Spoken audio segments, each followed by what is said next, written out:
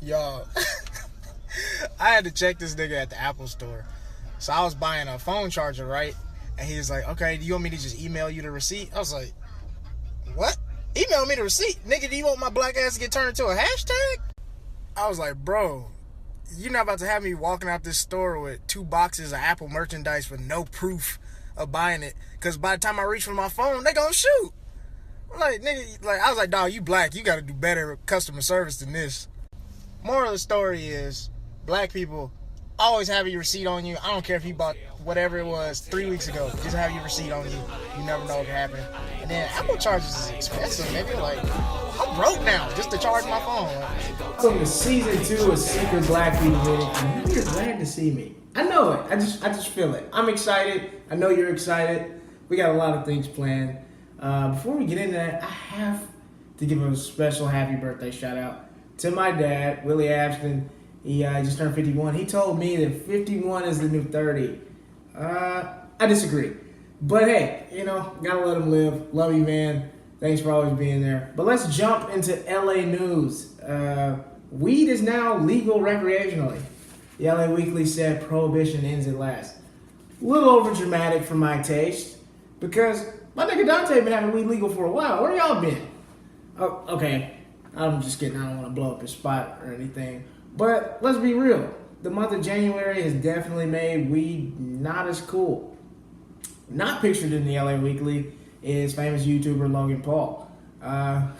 Sure you guys have heard of him by now. But he went to Japan doing his regular vlogging. He went to the suicide force of Japan and ran into a dead body with his friends. Instead of stopping the recording like a normal person with a soul, he laughed, joked, and talked with his friends about the dead body and continued to make more jokes. Then they edited the video, cut it together, put their lame-ass sound effects and graphics together, and then put it on YouTube for his 15 million subscribers to see that are most under 18. So no, he's not funny. And when he was pressed about putting a dead body on the internet, he used the excuse that he didn't know there would be suicide in a suicide forest, which doesn't make sense. That's like living in Florida and actually thinking your vote is going to matter. Or living in America and thinking your vote is going to matter. Electoral college, real college, I don't know. Which one's worse for my generation? His brother, Jake Paul, was caught doing a freestyle where he said the N-word multiple times. And I kind of feel bad for Jake because this is the first time his form of cheat content, he didn't choose to upload it. The Golden Globes was this past weekend. Many of Hollywood's biggest stars came together in solidarity wearing all black to push the hashtag #MeToo movement even more forward. But what I was scared of was that this black dress would be the only representation of black in the Golden Globes. Because just like a black woman at a job interview where she's overqualified, the box office hit Get Out left the Golden Globes empty-handed. And there was a lot of shade thrown as well. And here are the all-male nominees. Man, Natalie Portman is a G. The black community has always had her back. I mean, we don't call her Black Swan for nothing, right? Oprah, my next pick for president, she gave an amazing speech where we learned 2 things. One, hashtag time is up for men who are sexual predators in their work. And also number 2, white people learned that Rosa Parks did more than just sit her ass on a bus. Rosa Parks was a champion in Alabama for many of female rights, and black women honored her by voting against Roy Moore this past year, winning the election for Doug Jones. And so Charles Barkley wants to return the favor to the black women of Alabama by investing money into black female-owned businesses. But he said no hair salons or restaurants. And by the way, Charles Barkley talks about black women. It's no surprise that he still doesn't have a ring, like his buddy Jordan. There was a report in the Washington Post that showed that the income of black families since 2000 has gone down $1,800, whereas the income of every other race in America since 2000 has gone up. In fact, Asian families have gone up $3,700. So Asians $3,700, blacks $1,800. Can y'all stop following us in your stores now? Next, I'm going to introduce you to a guy that gets followed in stores frequently because of his size and skin color. This is the newest correspondent, in fact, the first correspondent we ever had on Secret Black People Meeting. Yema Nkele is a great comedian. I want to introduce you to his new segment called The Blue Pill. What you got for us, Yema? Thank you, Niles. I'd like to welcome you guys all to the Blue Pill, where I break you guys up the matrix of your everyday lives, where I get to play Lawrence Fishburne in the movie The Matrix, where he was super Lawrence Fishburne. Now, guys, here we need to talk about something as black people. It might finally be time to let go of hip-hop. And I know this is not for the reasons that you think. I'm not one of those guys who think hip-hop's dead. I personally love the Migos. I think Offset has a wonderful rhyme pattern. I think Lil Yachty has terrible songs, but for some reason his features are delightful. But there's some other guys who don't seem to understand what it today is. It's 2018. It's a whole new year. And we cannot let misogyny stay over rap. And of course, I'm talking about these super predators. Now, I don't want you guys to think that I'm against rap. I'm not against rap. I'm not against rappers. But I am against these thugs. And of course, I'm referring to G-Eazy. Yeah, that's right. I will not stand for it. Have you guys heard his new song, No Limit?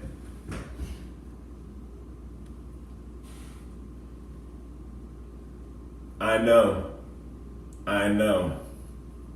Can you believe he's saying that? If I hit it 3 times, I'm gonna wife her? You don't know that woman's intentions. She's a free spirit. You don't own that woman. She is not your property. That's a conversation you need to have with her in private. This is ridiculous. Talking about it ain't safe for the black or the white girls. Guys, he needs to be stopped. And there's no particular reason I'm going after G-Eazy. Alright, it's because he looks like a club promoter. And I can't stand for it, alright? I will not let rap be gentrified and us pushed out so that club promoters can save a little couple dollars by just putting themselves on the stage. It's not a trend that I'm going to let happen. No, I will make sure that our jobs are safe. Safe for the black and the white boys who really, really care about hip-hop. Back to you, Niles. You're right, Yema. It ain't safe out here. It ain't safe for anybody. That was a blue pill, guys. Disney. It ain't safe for you either. Because controversy swirling around their live-action Aladdin film. Apparently, they browned up white actors so they could be extras in the movie in the desert. Yes, browned up with the makeup. Thought we got past this. And a lot of people are really upset at Disney because they literally filmed right beside an Asian community of 1 million people. So basically, Disney had 1 million brown people in their backyard and didn't hire them because the job didn't call for mowing lawns. Michael Wolff, an amazing journalist, I might add. No, that's not Dr. Evil from Austin Powers, guys. Chill out. He released a tell-all book on the Trump presidency, basically detailing all kinds of things we wanted to know and probably already knew, because he had quite the inside look. I'm not going to spoil everything, but I want you guys to know a couple of things. Apparently, Donald Trump is eating a lot of McDonald's. It's not hard to believe, but it's because of his fear of being poisoned. It's a long-term fear of his. One, you don't have to have a long-term fear of being poisoned if you're not a terrible person. 2, eating McDonald's to avoid poisoning is kind of like being a Cleveland Browns fan for the winning tradition. It's non-existent. Also, Wolff says Trump might have Alzheimer's. He's showing the signs. So that makes sense why he thinks he's the greatest. He can't remember a single day of his presidency. And also, if Trump does have Alzheimer's, I kind of feel bad because he's not racist. He just thinks he's in 1968. Proven racist, and Santa's little helper, Jeff Sessions, is doubling down on federal cannabis laws that are going to ultimately put more minorities in prison than there already are. And President Trump, of course, is standing right beside him. Not necessarily in support. Jeff Sessions just makes Trump look tall. So one weekend of 2018, and Republicans are making life harder for minorities. What's new? And then they use the media to justify those actions. But one thing we won't see in the media is this. Because you can't pull your bootstraps out of that, you know? Baltimore City kids literally freezing in their classrooms, wearing coats, bundled up layer after layer just to be able to tolerate the class and learn. That's not a good work environment for kids. They say they can't afford heating systems, but this is the same Baltimore City government that pulls together $35 million this year for a youth detention center. So the plan is Pretty simple. You stop black and brown kids from going to school, then you build the jail to throw them in. And in the schools in Baltimore County where they're predominantly white, they're not having these issues. And obviously the federal government doesn't care about these freezing children because they haven't done anything to combat it. So Baltimore City organizers have taken it upon themselves and made their own GoFundMe to raise money for heating systems and other things that the schools need in the area because, I mean, it's just a really bad situation. So here at Channel 310, we've also pledged $100 that we're going to give to the GoFundMe to help out and do our part. And honestly, I hope you do too. This is a problem. It's a problem all over America. Even in my hometown of Jackson, Mississippi, in places everywhere where a heavy minority presence, the schools are underfunded, and that's not fair. Your education shouldn't hinge on if you won the race lottery or not, because public education is a right, not a privilege for the few. This is Secret Black People Meeting, Season 2. I'll be right back with our special guest, Chelse Greaux. This is Secret Black People Meeting Season 2, dog. Season 2. We got a new season. They renewed us. Isn't that crazy? Something black is this. They renewed us. Season 2. Got the lovely guest, Chelse Greaux. Yes. Follow on Instagram, Chelse G Comedy, right? We're going to put it right there. And I didn't tell you this, but I am going by my birth name now, Chelse. Oh. Because there's an accent over the last E in my name, but you know. Okay, Beyonce, I see. Well, no, for real, like this, and my mom would always be like, put your accent mark, but. You know, trying to please white people, like most black people do at some point, you know. And I'm like ready to just embrace. Well, y'all heard it here, Chelse. It's Chelse, yeah. But like, the thing is, I was like, you know, my mom would do 36 hours of labor and right, star. I'm like, let's go by the name that woman gave me. You seen Coming to America, right? It's like his mama made him play. I'm gonna call him. Yeah, right. Whatever your mama calls you, just go by it. She gave birth to you. Oh man, right. Like she had to push your big head. Like that's like these dudes with big heads. I'm like, you know what your mama went through? You talk back. The bigger your head, the less you should talk back. You should be silent. It's if you got LeBron's head, you should never talk back to you. Right? I know. LeBron can't ever talk to his. Women in labor, right? I could never. Well, you literally will never. I know, isn't it great? I'm a man. I love it. Oh man, I'm sure you do. Chelse, how long you been doing comedy? I'm coming into my 6th year. Ooh, yeah. You a vet? Yeah. I'm not calling you old or nothing. You are. It's cool. I love being old because I'm wise. Okay. That's good. When I moved to LA 6 years ago, when I was 20, like you know, I was like 23, and I was done. I'm wise.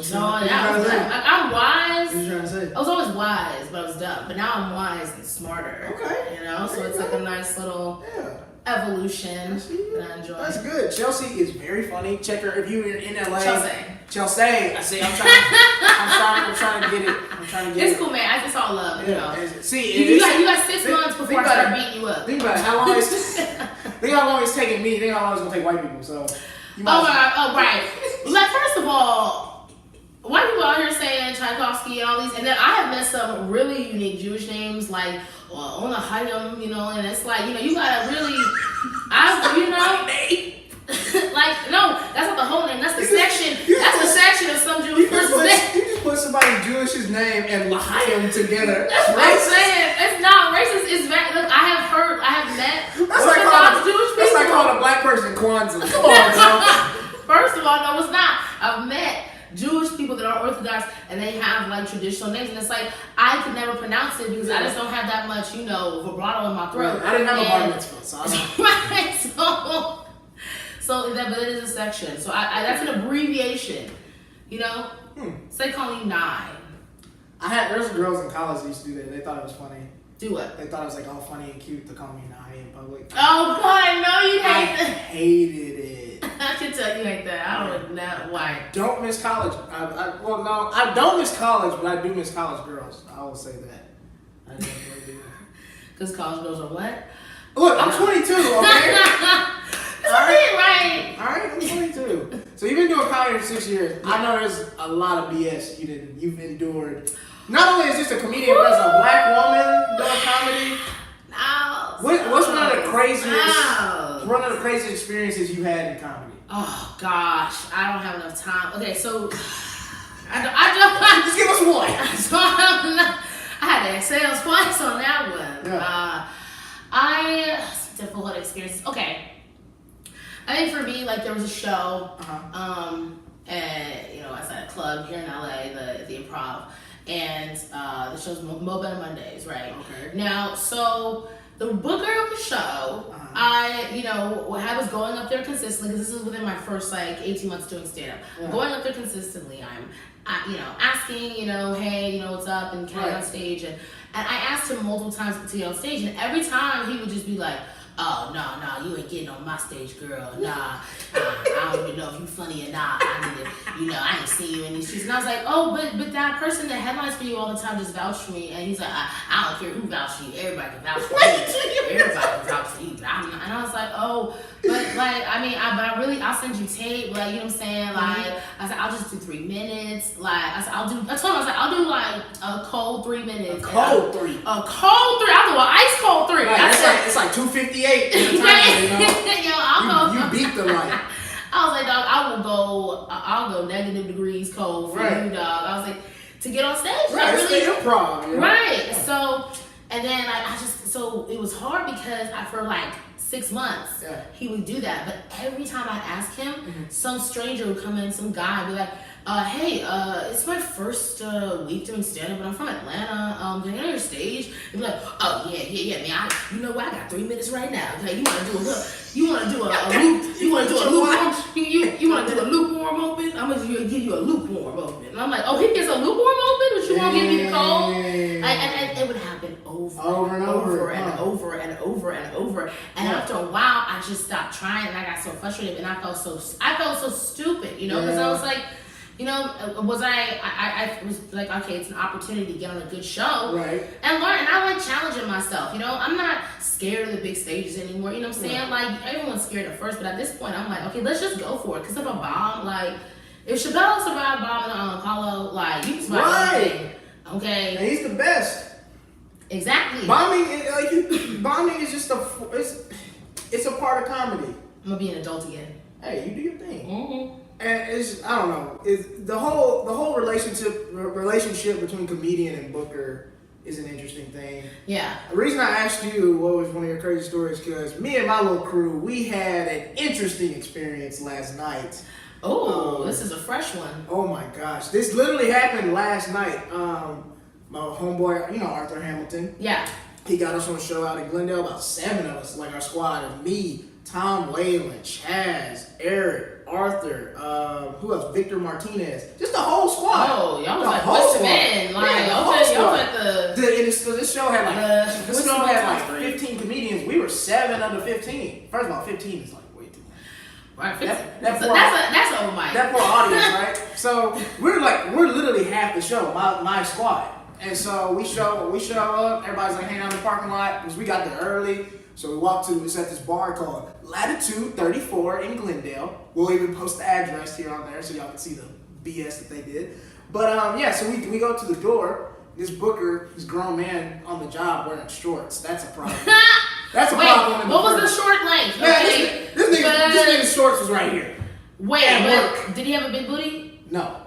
He's like a 50-year-old He might be able to slide though. He might be able to slide. If he doesn't have a big booty and they came like right above the kneecap, he might be able to slide. If you a grown man, you don't need to be wearing no athletic shorts at work. Oh, they were athletic? Oh, they were jeans. No. Athletic? Yeah. Oh no. Wait, what kind of job was this? He was like the bouncer, I guess. I would never respect a bouncer in shorts. I was like, how am I supposed to how am I supposed to respect you, bro? I can see your knees. You know what I'm saying? You know what I'm saying? Like if I can see your knees. And they ashy, like, dude, you a bouncer, like, you can't whip my ass, I see your knees, bro. No. But anyway, so we walk up, without even saying anything to us, he goes, hey, if you come in here, it's a 2-drink minimum.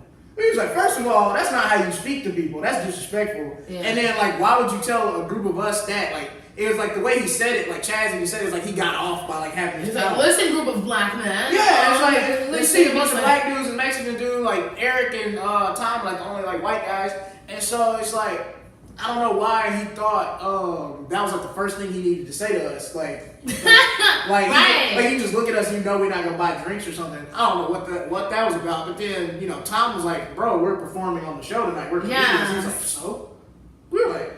Excuse me? Oh, right. Yeah, he's like anybody that comes in here has to buy 2 drinks. I was like, are you serious? Like we're the talent. Like we're the ones performing the show. Right. The reason people are gonna be around to buy 2 drinks is I'm here. Them laugh. And so and my boy Arthur, his agent came, some friends came. We had some other people come to the audience. It was just like we brought audience members with us. Brought the whole crew. I was like, it was just mad disrespectful. And I was like, it's crazy how comedians and writers and all these people in Hollywood just like continually get crapped on and taken advantage of. And like apparently 3 comedians, we didn't know them, actually like was like, okay, we'll buy the 2 drinks and we'll do the show. And so it's because of people like that these bookers and these bars and all this kind of can continue to get away with disrespecting us and just an art form. Yeah. I mean, well, listen, and this is the thing, like. I feel like it's so funny, these bookers and stuff, they're out here and they're trying to like they're thinking penny smart, dollar stupid, a lot of people out here, you know what I'm saying? It's like you're basically like, you think, oh, let me overcharge everybody and let me try to like get as much out of everybody so I can hustle up because I can see that. But how about instead you just create a good quality club and you have quality comedians. Like that's what the Ice House did. Exactly. You know what I'm saying? I love the Ice House is still considered that because it's like it's a club that industry goes to. It's a club that like you go to work clean and stuff like that, and that's what you need to do. Like at the end of the day, I feel like overall, like a lot of working clean is like something that I think all great comedians can work clean. You know, it's a choice. You know what I'm saying? But I think that like a club like that challenges you, especially if you're not used to working clean. But if you're gonna go on the road or do colleges, you have to do clean shows at college. You gotta do clean shows. Yeah, because I've done a few shows at the Ice House that were packed. It was so fun, and it was dope. Like Ice House in Pasadena, by the way. If you're in Pasadena, go check out. Shout out. Because every show I've been on, they've done a good job of having like a diverse like group of comics. Like I've never been the only black person on the show. There's never been definitely like more. That is females. true. Why is it in Pasadena where there's no white people? Is where you gotta go. They do a good job. Black people. I like that though. Every show I've done at the Ice House, they've done a good job of just having different kinds of comedians. But yeah, it's some weird stuff going on with these bookers out here, dog. It's some weird. It's a weird relationship between. Dude, it's some weird stuff going on. It's some people getting on shows. It's some weird stuff. Yeah, it's some Stranger Things. Guys. Season 2. So, you know what it was? They reminded me of me and my friends. Exactly. Right. And like that's the thing. Like, really? Yeah. You was in the generation that still went outside. I went outside. We rode bikes. We played basketball. You was at the end cap. You was at the very end. You just snuck into that group. You just slid into that group because the wave has shrunk, dog. Like. Cause my brother, my sister didn't play outside at all. Well, that's crazy because like growing up, like we actually had like a creek. We had a creek. We didn't have a creek. We had a creek. We had a creek out back. Where are you from? I'm from Virginia. Oh, okay. So we had a creek out back, and there was woods. Like I literally grew up where we had houses, and there was woods out back, and then we would all like build forts and stuff like that. You're from Virginia. Yeah. That means 3 out of the 4 female guests we've had on the show are all from Virginia. Oh, what you got? Courtney Banks? Courtney and Angelica. Oh, yeah. They're both from Virginia. That's weird. Why the black girls from Virginia? All the greats from VA. Timberland. Y'all need to get together and do like a stand-up like black girls from Virginia. You're right. Y'all better give me credit though, because I just came up with that idea. Dudes always want credit. Can't need nothing be free. A black man can't never give a black woman nothing for free. Can I just once get something for free? That's what I'm saying. These dudes be out here. He said, sit down, be humble. That's what he said. Okay? Free? That's what. And neither is this pussy. Hey. But no, I'm just like, hey, let's just have like a Black Girl Magic Virginia show. Let me come host. Oh, well, it got quiet. It so did, I had to swallow. It got quiet. So about that. Wow. I think. I'm here for the female empowerment. That's all. No, you know what? Please come support the show. Tickets will be $10, but I'm gonna give you a promo code. I'm gonna come support the show. I'll give you a promo code. Don't worry. How I'm gonna come support a show I just created? You get $3 off with the promo code. 2 drink minimum. 2 drink minimum. 2 drink minimum, right? The dude at the door gonna be like 2 drink minimum. We gonna search you. It's some short ass shorts. Call back. Call back, ladies and gentlemen. Those were callbacks. Right. That's better. We're professionals. Surprise. Right? Dog. National professionals. Today is. Cheers to professionalism. Yes. Yeah. Okay. We're over here adulting. Okay. So today is the Golden Globes. Anybody you pulling for specifically, like a movie or an actor or actress? 'Cause I like the Golden Globes, they do TV and film. So is there anything anybody you're pulling for? Well, okay. I know it's gonna go against my blackness a little bit, but I really do. The girl from Marvelous Mrs. Maisel. She's dope. She's was dope. Like, just don't get mad at me. I want as many black people to win this tonight as possible, even if that means over her. Honestly, at the same time, there were a lot of talented like black actors and black films. But you gotta go who got nominated though. Right. So no, there were black people nominated. Yeah, I mean, but when you're picking who you want to win, you of have course, to go from who got nominated. So your favorite black actors might not even got nominated. So of course. Yeah. But I gotta say, like, Marvelous Mrs. Maisel. I heard it was a really good project.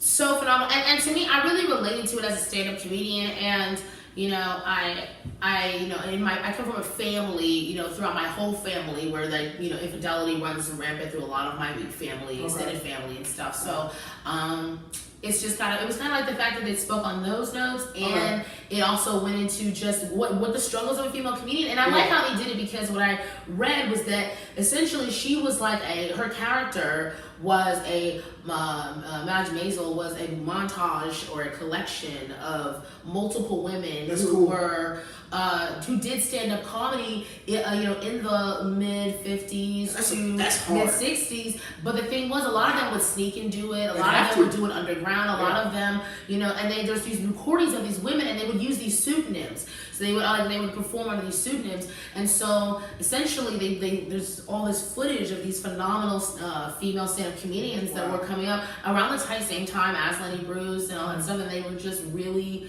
now all this is coming out, and you're like, wow, these women have all this great material that a bunch of men probably stole afterwards, and then they never got credit for it, and they just went on and lived their lives and continued to be housewives and stuff like that, and that's fine, you know what I'm saying, but they never got credit for this wonderful writing, and it's so brilliant. And like, even one of the rants that she does, where it's like she got drunk and she's ranting. Apparently, that's like a real recording of a woman doing that. A woman came and she was drunk and she had found out her husband had been cheating on her.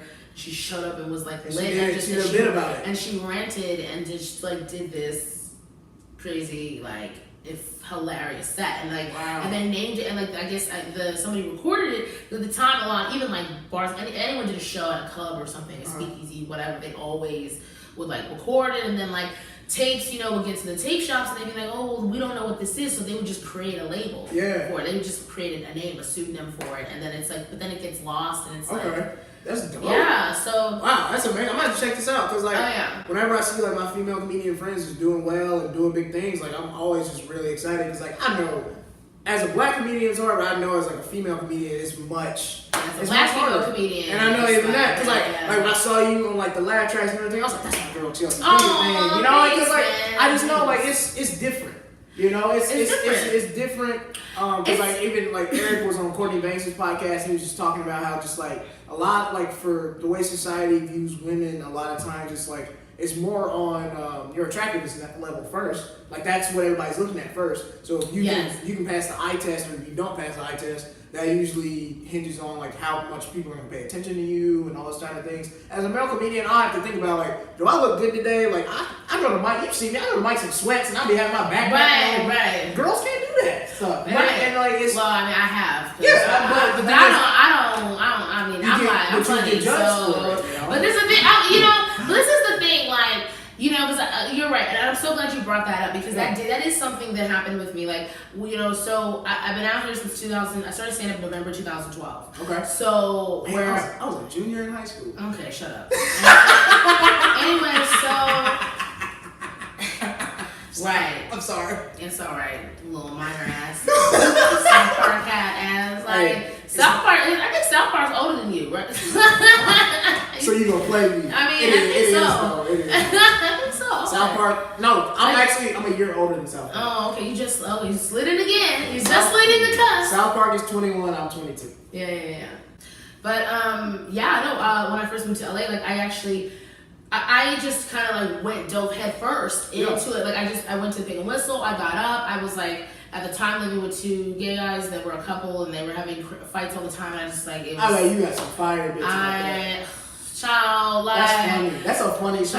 It was too much. We'll talk, but I basically went to the Pig and Whistle and performed, and then I fell in love with it, comedy, stand-up comedy. So I started like trying to find mics, and then finally someone told me about the Comedy Bureau. Big shout out to Comedy Jay Bureau. Kroger, Yes. who runs thecomedybureau.com. Sure. It is a great resource for stand-up comedy. I mean, it's always accurate. If you run a mic, let him know. It's great for that, honestly. I had no idea. And you can go to multiple in a day. Yeah, and it tells you everything. It tells you what time they start, you know, if there's a cover, how much time you get, if it's a lottery, all that stuff. Who's hosting, you know, all that stuff. It's great. Everything you need to like build a schedule. It's basically like a database, and you can take that database and make a schedule from it. Plus, it lists a lot of shows that, like, you know, in one place as well. Like a lot of alt shows and underground shows that maybe don't get as much press or recognition or whatever. It's great. But I mean, once I started using that, and I had a car, I was killing. I'd be downtown, I'd be at Echo Park, I'd be in Hollywood for 2 mics. I go to North Hollywood, I go in the Valley. I would just be everywhere, and then I would sleep in my car because I was homeless. You know, but I did it too. But that's like literally, honestly, I've been homeless twice, and I've been homeless twice. It was once for me. I'm not trying to do it a second time. I wasn't trying to do it either. That wasn't the plan. I didn't get a return receipt. I didn't get a transfer. I'm like, off the homeless transfer. Let me get a transfer that I'm cashing on in 4 years. So I didn't need to be homeless again. That's crazy. Yeah, no life, you know. But it's like. It shows how bad you wanted it though. But so many comedians like are homeless or have been homeless that when you realize that, you're like, at least I'm not homeless in like New York City where it's cold. Like these we were talking about that last night. Oh my god. These temperatures make a lot of things more tolerable. Yeah. But on the East Coast is tough. But I do want to answer your question about my hair. Like, I did have a bunch of male comics tell me though, like, because I started and within 5 months I was hosting this mic. Phil and hosted this mic called. It was over at West Side by Westwood Brewing Company, which is on UCLA's campus, and it's no longer there. But Zach Galifianakis used to perform there. Like, I love him. Yeah, it was like a classic like a spot, and so I started going there in beginning of 2013, and it was such a lion's den of dudes. Yeah. It was all dudes. I mean, it's like, and of course, comedy is just how it is. But you know, I knew, and I was like, I gotta keep coming here no matter what, because I said this is gonna help me get better. Because they had a room with the stage separate with the bar upstairs, so people would. It was always, you know, a bunch of UCLA students in there. It was popping and stuff like that. And then next thing you know, I was hosting after going there for like 6 months. I've been doing comedy for like 8, and there's dudes who've been going there for years. The host asked me. They were like, "Yo, you know, you should do it." And then I got so much shade. Sure. But it was like the worst. Like it was like I'd see them out, and like I'd ask them advice, and I was like, "Hey, where can I go find other mics? Can I do your show?" And I would get. No, they wouldn't even. There were times when I was trying to say hi, and they wouldn't even look at me like I was trash, and I'd be like, but oh, how the tables turn, because let me tell you, 155% of them dudes who tried to throw shade on me back in 2012 to 2014 are all up on this medium-sized Boricua booty. Okay, don't you get it twisted. Okay, every single one. And I'm not gonna name no names because you know who you are. I love you though. I love you. I'm honest. Hey, I keep it real. Hey, that's cool. Hey, chill. Hey, look. If you know how to arch, ladies, your booty can be fat when you need it to be. Okay, it's all about the hinge. It's all about the hinge. Okay, well, but you know. So yeah, like, I get what you're saying. Like, I hate that thing. And that's one thing, like, with me, like, I come from, like, more of a film background before coming to comedy, because film background? I like that. Yeah, film background, my bad. But I just say black a lot. But anyway, so, like, I was in LA about 7 or 8 months before I even started comedy. Like, I started comedy off a dare. Like, I had a roommate, he dared me to do comedy, and I was like, all right, bet, let's do it. But, and it's cool, like, a year later, like, this has been so fun, and I've done cool things, but... You know, I've noticed. You more than me, man. I ain't got nothing like this, but you got a show. You got staff. He has white staff. Niles been doing stand up 1 year, and he got white staff, 2 white staff members. I have 0. Okay, I can barely get my black friends to like give me a ride. You know how many male comics I have walked down Sunset to the Comedy Store. Let me tell you how many male comics I'll be at the Comedy Store. They'd be like, "Hey, Chelsea, man, I saw you walking down Sunset." Just like I was like, "When?" They were like, "Oh, just like 5 minutes ago." I'm like, "Oh, you just were driving?" I was like, "Yeah, I was gonna pick you up, but you know." sunset. Wow. The U-turn's crazy. I gave Chelsea a ride one time. It's not that hard. No, right, but this is my thing. Like, don't tell me that you're an asshole. Just be an asshole in silence. If I see you walking down the street, I'm not gonna say I could have picked you up. Like, but that's what I'm saying. Like, that don't make my knees hurt any less. But it's like you'd be surprised how many guys, like, even since I've been doing stand-up, I think I've had at least like 40 to 50 times in 6 years have had male comics, and it'd be the same dudes, and it's been this, and that is including dudes who've done it multiple times. Like, hey, yeah, I saw you, Chelsea, just the other day. I'm like, when? They're like, oh, you were just walking up Laurel Canyon, carrying 89 bags of groceries, and I was like, oh, well, did you think to stop? And they'd be like, oh yeah, but Laurel's like kind of tight. That corner is a little tight. I couldn't make it on U-turn. Don't tell me this. That's so Call dirty. me an Uber or stay like. That's so dirty. And like, it's just like, on a serious note, it's just, I hate it with, like, one thing I learned about comedy is just how toxic the community can be at times. Right. And like, it's just like, just because Chelsea gets a spot on Laugh Tracks or Chelsea gets a spot at the Comedy Store, she hosts a show, that doesn't mean something got taken away from me. This is like, Niles. why as comedians, like, why do we think like that? I got it, because I'm telling you, dog, that's what I be saying. It's really a crabs in a barrel mentality. And it's so crazy. It's like, oh my gosh, like, first of all, if you're so pressed, you gotta be wary about those people who are like all about somebody else. Like, they're constantly talking about somebody else. They always talk about other people. And it's I don't get it. It's like, you have to be wary of those people, because it's like, what do you think, like, you're here for? You think you're here for some, like, oh, you want to be like somebody else? How boring. Right. How boring. Right. How boring. Like, that's what's so crazy. How boring. You want to be like somebody else. So all these people out here, I found out Meghan Markle's nose became the #1 requested plastic surgery nose over Kim Kardashian last month. I was like, oh, I'm so sorry. Girls are buying a nose that Kim Kardashian purchased from a black woman? Like, I don't understand. Crazy. Like, her nose isn't even her nose. She said it's not her nose. Like, wow. y'all are out here trying to get a nose that somebody else purchased. Like, so it's not. That's really what comedians do. And I don't get it. I don't get it. I don't get it. Like, you want to, how boring. Be original. Because, like, somebody be like, oh, yeah, so-and-so did a show out in this city, or they're hosting this. Like, oh, I didn't even know that. I'm busy doing my own thing. The possibilities are endless, and that's the thing. Like, this is the thing. Everyone would just focus on themselves and do their own thing. Like, I'm telling you, like, it's exhausting. And don't get me wrong, I'm human. I'm not above anything. Yeah, you get jealous every now and then. But you know what? I recognize. See, jealousy. Mm-hmm. Jealousy is a red flag, you know, for yourself. It's something to check. Right. Anytime I have a moment of jealousy, I check myself. I'm like, okay, well, Chelsea, what are you doing? Exactly. What are you doing? What can I do to get an opportunity? And it's like, right, and it's like, have how many months? And that's start asking myself questions. See, you gotta ask yourself questions. You gotta ask other people questions. Questions make people think. Keep yourself accountable. That's the best way to make a racist sweat is asking questions. You know what I'm saying? Just like, or call it racist. That doesn't always work. Right. So yeah, that's crazy, man. Yeah, I never got that whole thing. It's just like, oh, they got something, so that means something got taken away from me. Like, no. What? There's so many pieces to the pie. Like, in actuality, we all can do something. We all can get to that next level. Right, and what's so crazy? It's like, even when people buy cars, like, people buy different types of cars, right? Mm-hmm. Because they have different purposes. And like, when somebody makes different, like, cakes because they have different purposes, like, what makes you think that, like, I believe in God, I was like, what makes you believe that God said, okay, you know what? Yeah, I went to church this morning, and I texted you, and you was like, oh, I'm a bad side Baptist. A bad side Baptist? Or still a Presbyterian, okay? Chelsea didn't get out of here. Listen, but I did start reading the Bible today. Hey! God know my heart, because he made it. Sometimes that's the problem. When niggas be like, God know my heart, yeah, that's the problem. God knows my heart. You know what I'm saying? You silly. Right. No, he's good though. It's like, we cool. Like, we talk. Like, we good. So as long as you talk to him, you know what I'm saying? I've been trying to talk to him more honestly too lately. Like, I found him more candidly. You talk with God. It's like, because it's just like he's a person.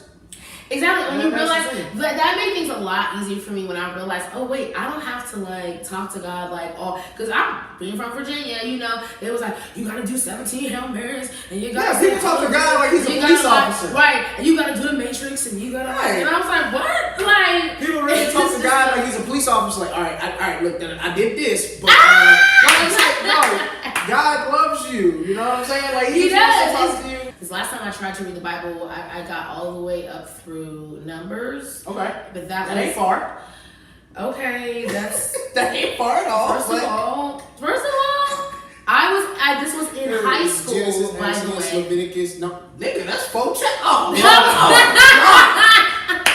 This was in high school. I thought Numbers was at least This 8 was in chapters. high school. First of all, see, he don't understand. See, when a black woman tells she was doing one thing, she was really doing 12 things, okay? True. Because I was a reading Bible and also playing volleyball, basketball, track, and I was in a student government association, and I was in the honor society, and I was in Spanish, and I was in my church youth group, youth president, and I actually preached a sermon at my church after I graduated from high school. So, I preached a sermon once.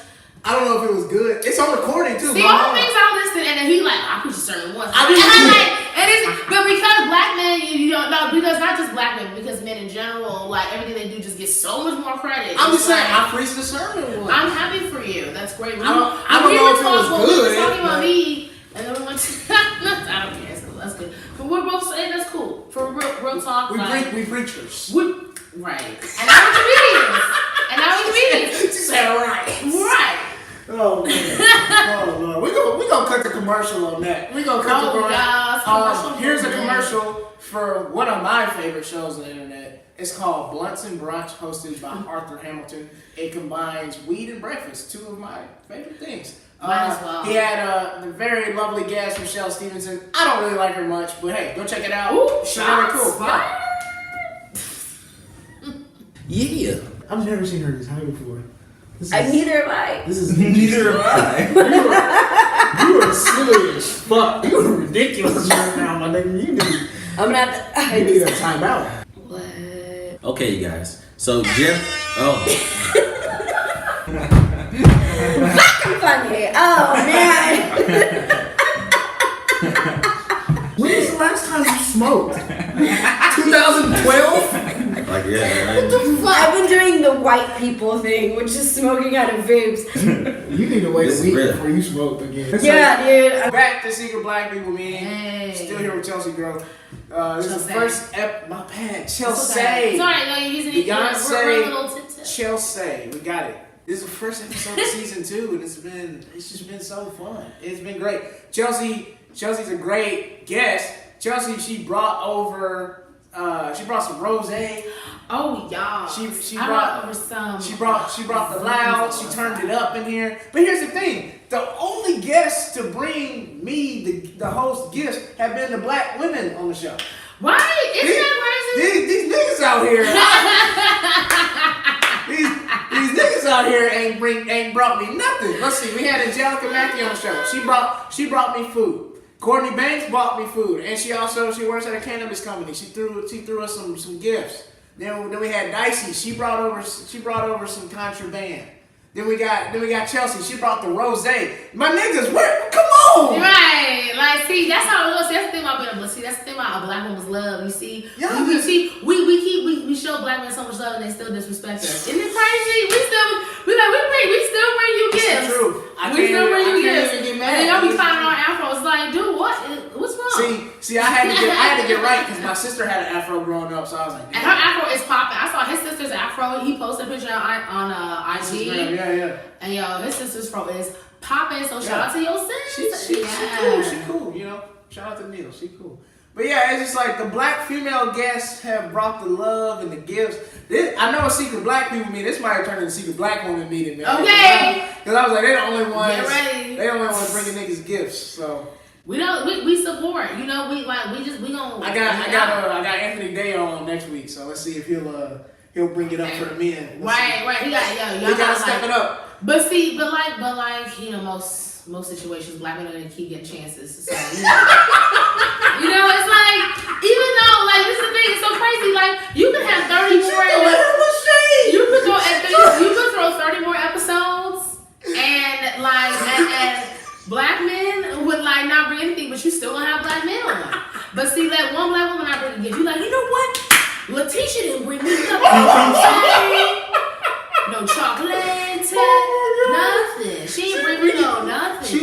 shade. My boy Yema's over here looking at her like, all right, look, we get the point. You can stop. Like my blood's being now. Oh no, the blunts were delicious. They were delicious. Yema's looking at her like, okay, you ain't gotta tell everybody our business in the black community. I mean, I'm just saying, like, you know, we just, hey, you know, the truth. Listen, this is why you gotta just be yourself, because the truth is hilarious. That's hilarious. That's crazy. Well, let's move into the segment of the show. It's my favorite segment, little game I play called Sounds About White. It sounds about white. Today, I'm sure you get on YouTube every now and then. I'm sure you're familiar with the Paul brothers. The Paul brothers. Logan and Jake. I am not. You're not. I'm not. Well, anyway, well, sweet. That means I get to explain. But I mean, yeah, please explain. So, YouTuber, his name is Logan Paul's blonde white guy. He has like 15 million followers on Instagram. They're all like under 18, so he doesn't actually have to be funny because he's not. He went to Japan, he went to Japan and he basically just disrespected the culture. Was wearing the clothes, throwing fish at people, just doing a bunch of crazy stuff. Wow. He goes to the suicide Very forest. white to throw food. Right. So he goes to the suicide forest in Japan. The suicide forest. It's called the suicide forest. And it's called the suicide forest and people go there to kill themselves. And so he goes to... Lord, Jesus. Mia's very excited about that. We're going to be having a little intervention after the show. Jesus. Guys, please follow Mia fucking Mars on Instagram and send her some positive love and keep her away from the suicide forest. Thank you. All right, we're back. We're praying for you, everybody. All right. Anyway, so Logan Paul goes to the suicide forest and he's doing a live vlog and he encounters a dead body hanging from a tree. So any normal, sensible person would turn the camera off, right? Right. He leaves it on, and him and his friends are laughing and making jokes and watching. And he's like, "Oh my God, you're laughing!" Oh, that guy. Yeah, that guy. Right? I just saw the headline. I was like, "Oh, that was a white guy. Definitely did that." And like, I just was like, I saw that. They were like, and so dead body. I was like, "Oh yeah, some white guy." And so he makes this vlog. He goes back to the parking lot. He's still joking about it, telling people, like, "Hey, don't go in there." Well, it is called a suicide forest. So I was like, then he edits the video, puts sound effects in it, cuts it up, and posts it online, and thinks it's okay. And then he was just like, "Oh, I'm sorry, I made a mistake." That's not a mistake. Like, any creator knows, when you post a video online, that means you've watched it multiple times, you've edited it, you've done things to it, so you're telling me you've edited it, uploaded, cut it, done all these things, added sound effects, and you didn't think once, like, hey, maybe this isn't a good thing to do. Yeah, I mean, it's like, it's so classic, you know? Like, privileged. So privileged. He and his brother are the epitome of privilege. That's what I'm saying. Privileged white guy, you got 15 million followers, you know, society has, like, just laid out a red carpet for you. And I don't get it, because he's not funny. And, well, that's the thing. You don't have to be. So this is, like, in cases like that, like... the only people that have to be funny to everybody are black people. Yeah. We're the only ones that have to be funny to everybody. People of color. People of color, yeah. But I mean, really, it's just because there's so white people, there's so many white people, and there's so many different sets. That's what I'm saying. Yeah. You can be funny to a subset of white people. So the 15 million people that think that the unfunny stuff he does that's a subset of white people. Who 15 million people can think you're funny, and 6 billion can think you're terrible. Right, of course. But if 15 million people think you can do something, that's money. Right, exactly. Whereas like black people, we're what, 12% of the country? Of course, but we're still the number one consumers, and everything that we do culturally is like what society ends up doing culturally eventually. True. You know what I'm saying? So it's just like, I feel like, you know, a situation like that, you know, I hate to say it, I'm not surprised. I'm not surprised. And that's the thing it doesn't make it right. It doesn't make it right. Like, please don't say, oh, Chelse said, oh, it doesn't, you know, it's no surprise. I guess I can just go and be extra white and racist. No, and evil, and no, don't do that, okay? Like, don't do that. Sidebar, all white people are not evil, okay? No, like, they're really not. Okay? I love my woke white friends, okay? Right. Like, they're the best. You're right. The two I love white people. I love white people. We go places, and I don't have to worry about like getting shot. I don't have to worry about paying for anything. Okay? It's like having your own security. It's like having your own security. That's why I always go out with my white. Are you kidding me? I love being the only black person. When I have 6 white friends, they're like, Chelsea, we're gonna go out, and we're gonna like 6 different places, and I end up never paying for or anything because Exactly. because they know that they rich because I have some ancestors that pick some cotton for their ancestors, Right. and so they're like, let me not pay. And I'm Like, like, when we go to see, parties, Eric that's drives. what. Right, and they always got lotion at their house. You know, those Eric are like, always has lotion. Yeah, that's what I'm saying. Like, those are real white friends. Oh, you know you're a real white friend if you like let your black friend take their shoes off in your place. And if you let your black friend take their shoes off, you like, yes. If you offer your black friend a beverage, you know what I'm saying? If you like, they really like. That's true. Yeah, Eric always drives when he goes to parties because we know we're not gonna get pulled over. Exactly. See, thank you. Just be aware. That's what I'm saying. We just want our white friends to be aware and be like, hey man, like listen, you know, we're gonna drive like 2 hours to Vegas, 4 hours to Vegas. Mm-hmm. I'm gonna just drive because you know the popo be out here. Exactly. And I'm like, thank you. You know what I'm saying? And I could just, I could. It's the least you can do. It's that. And if it's nighttime, I can blend in with the seat. I can just lean the back and just act like I'm not. Not that dark. What? You know, it's You very act like time you Barry- limited. you act like And you my Barry front Davis. blends in with most seats. You know, my front blends in with the headrest. Look, with the headrest, I'll just be like, they go, well, what they on? So I'll be like, okay, listen, I'm just gonna be the seat. I'm gonna be the seat. You're stupid. But yeah, it's just like I think that's sometimes you gotta be the seat. right. And I think that's what happens when you just have way too much privilege and too many people saying yes.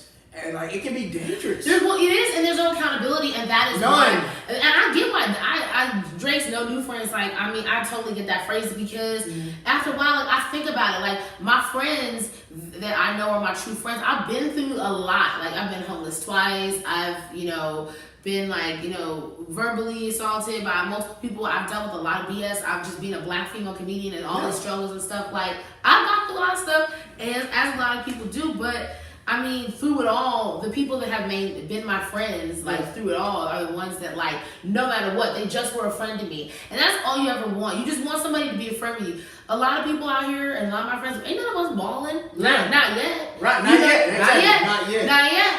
But, like, not yet. But, like, we just... they're supportive, Yeah. And it's like, even a phone call, you know what I'm saying? Or even offering, saying, hey, give you a ride, like, you know what I'm saying? Like, right. and now, dudes basically got to step their game up because I got great friends. That's what I realized. When you start realizing you got great friends. That's why I ain't times. I ain't ready yet. Right, well, no. You You need to be in you're 22, you need to be in your hoeing years, okay? Because when I was 22. Don't know if my mom would agree with that. Listen, like, well, be a safe hoe. Listen, like, just just wrap it up. Like, just be a safe hoe. That's what I'm saying. Like, look, I always I was the condom queen, okay? I stayed getting them free condoms from the clinic because the clinic on campus was free. And I had hypochondria, so, I thought if a guy breathed on me, I might have gonorrhea. So I was like I didn't lose my virginity until I was a little older. I was like, 18, so. I mean, I just, like, I really was, I went to the clinic, like, literally the day after I lost my virginity, and I was like, oh my God, can you please check me for everything? AIDS, herpes, everything. And then she couldn't even do the exam because I was in so much pain, and she was like, when did you lose your virginity? I was like, last night. She was like, girl, get out of here. The nurse told me, she was a white lady too. She was like, girl, get out of here, girl. That's hilarious. She said, she was like, girl, if you don't take your virgin, girl, yeah. That's crazy. She said, did you wear a condom? I was like, yeah. She said, get out of here. She was like, girl. Wow, man. Yeah, but so always have a nurse friend. I think it's nice to have a friend who's a nurse or nursing because they take a lot of if you're a hypochondriac, it takes a lot of that stress away because they'll be like, no, bro, that's like literally physically impossible. I have like a lot of female friends that are like in nursing school and are nurses, and I always like ask them questions and stuff. That's free healthcare. Because I feel like, you get on WebMD, you think you about to die or something. Right, like you type in one symptom, I'm about to die. I got AIDS. Right, I coughed twice. I'm about to get my leg amputated. Like, what? you have allergies. Right. That's crazy. So you got any shows coming up? Or the people can support you?